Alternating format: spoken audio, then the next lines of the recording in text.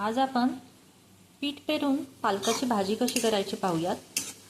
पालकाची क्वांटिटी कमी असेल तेव्हा 5 ते 6 जणांना पुरेल ताटाला लावायला अशी ही भाजीचं प्रमाण होतं। मी तेलात कांदा, लसूण, जिरे आणि हिरवी मिरची टाकून कांदा छान लाल होईपर्यंत परतून घेते। तुम्ही बघू शकता कांदा छान लाल झालेला आहे। आता आपण यात हा चिरलेला पालक सोडून घेऊयात।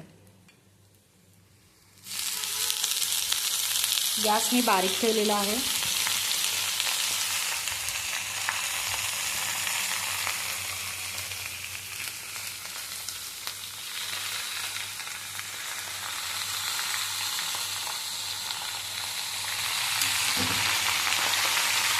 भाजी छान हलवून घेऊयात।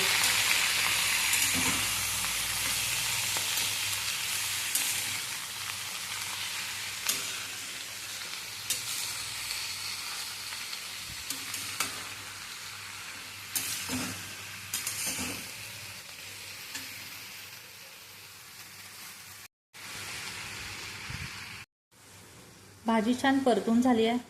आता आपण साधारण 2 ते 3 मिनिट झाकण ठेवून वाफ देऊन घेऊयात। आता आपण पाहून घेऊयात पालक छान शिजलेला आहे। थोडंसं पाणी आहे म्हणून आपण 1 ते 2 मिनिट ही मोकळीच गॅसवर ठेवूयात आणि नंतर आपण यात पीठ आणि दाण्याचा कूट सोडणार आहे। आता आपण यामध्ये 1 चमचा डाळीचं पीठ आणि 1 चमचा बाजरीचं पीठ घेतलं आहे, ते सोडून घेऊयात। त्याचबरोबर 1 चमचा दाण्याचा कूट घालते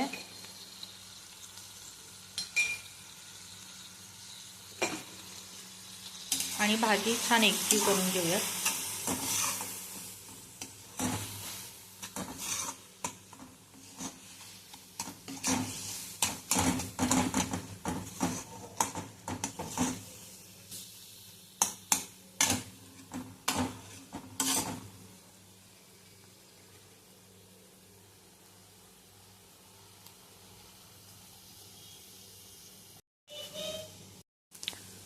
आता भाजीमध्ये थोडंसं मीठ घालूयात।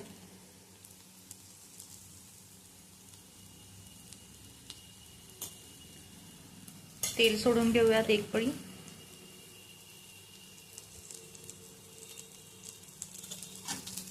आणि भाजी छान हलवून घेऊयात।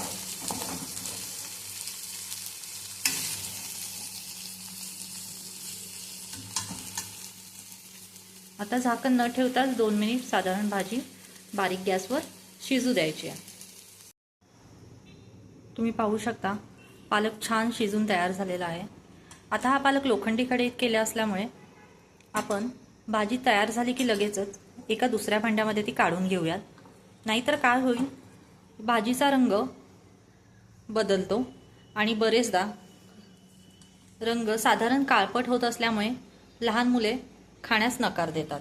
अशा प्रकारे आपण ही भाजी छान प्लेटमध्ये काढून घेऊयात।